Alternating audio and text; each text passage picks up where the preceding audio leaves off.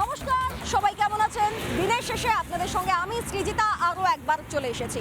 আচ্ছা, দিনের শেষে এসেছি মানে সারা দিনের গুরুত্বপূর্ণ খবর সবার আগে আপনাদেরকে জানাবো। তৃণমূলের প্রার্থী তালিকা প্রকাশিত হয়ে গেছে 291টা কেন্দ্রে, আপনারা জানেন। কিন্তু তারপরের অশান্তিটা যদি দেখেন, তৃণমূলের প্রার্থী তালিকা প্রকাশিত হওয়ার পর নানা জায়গায় অশান্তি। আমডাঙ্গায় তুমুল বিক্ষোভ। আচ্ছা ছেড়ে দিন, চোপড়ায় যান, সেখানে তো প্রার্থী নিয়েই বিক্ষোভ হচ্ছে। এখন প্রশ্ন হচ্ছে, এই এত বিক্ষোভের মাঝখানে এই ভোটের বছরে তৃণমূলকে ভীষণ রকমভাবে ভুগতে হবে না তো? সময় বলবে। তবে তার আগে ঠিক কি হচ্ছে রাজ্য জুড়ে একবার দেখে। প্রার্থী অপছন্দ, তৃণমূলে বিদ্রোহ, জেলায় জেলায় তৃণমূলে অশান্তি। এই যেমন আমডাঙ্গায় বিদায়ী বিধায়ক রফিকুর রহমানের পরিবর্তে প্রার্থী করা হয়েছে পীরজাদা কাশেম সিদ্দিকীকে। তাতেই চড়ল ক্ষোভের আগুন। দত্তপুকুর নীলগঞ্জ রোডে তৃণমূলের তুমুল বিক্ষোভ।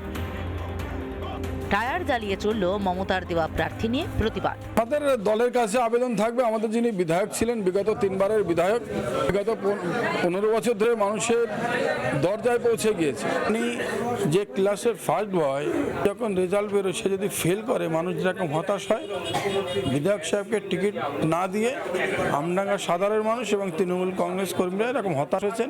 এমএলএ সাহেব হলে আমাদের ভালো হতো। দলের ঊর্ধ্বে আমরা কেউ নয়, কিন্তু আমাদের ভূমিপুত্র এমএলএ সাহেব থাকলে আমাদের ভালো হতো। অন্যদিকে টিকিট না পেয়ে অভিমানের সুর বিধায়কের গলায়। সাংসদ রাত্রে আমার ফোন করেছিল, করে বলছে ব্যাপারটা দল খুব ভুল করেছে। আমি প্রতীক জৈনকে জানিয়েছি, অভিষেক বাবুকে জানিয়েছি, দিদিকে মেসেজ করেছি। একই ছবি উত্তর দিনাজপুরের চোপড়ায়। হামিদুলকে প্রার্থী ঘোষণা করায় শাসকের সংসারে অশান্তি।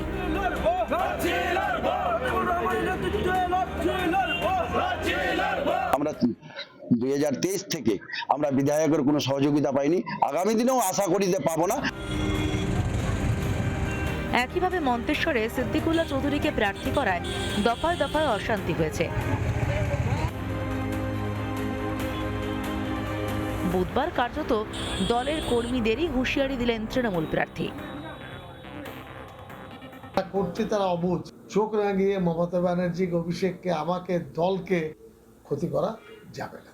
তারা বুঝুক যেটা ভুল হয়েছে, ভুল হলে সংশোধনের রাস্তা আছে। গোয়ার্তমি করলে তাদের কবর তারাই খুলবে। টিকিট হাতছাড়া চুচুড়ার তৃণমূলের 3 বারের বিধায়কের। দলের উপর এতটাই হতাশ যে রাজনীতি ছেড়ে দেওয়ার ইঙ্গিত দিয়েছেন অসিত মজুমদার। কংগ্রেস যদি না করি তাহলে তো প্রচার করার ব্যাপার। আমি অ্যাডভোকেট, বোধহয় আপনারা জানেন না। আমি নিজে অ্যাডভোকেট, হাইকোর্টে আমার প্র্যাকটিস আছে, খেলাধুলা আছে, বই পড়া আছে, ক্লাব করা আছে, সাঁতারের ক্লাব করা আছে, অনেক কাজ আছে, অনেক কাজ আছে।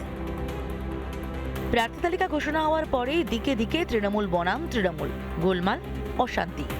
ভোট তো চলে এলো, বিক্ষুব্ধদের সামাল দিতে পারবে দল, নাকি এর ফল ভুগবে শাসক? রিপাবলিক বাংলা।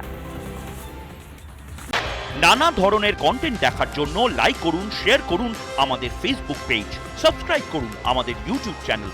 পাশাপাশি অন্যান্য ব্রেকিং নিউজের জন্য অবশ্যই চোখ রাখুন রিপাবলিক বাংলায়।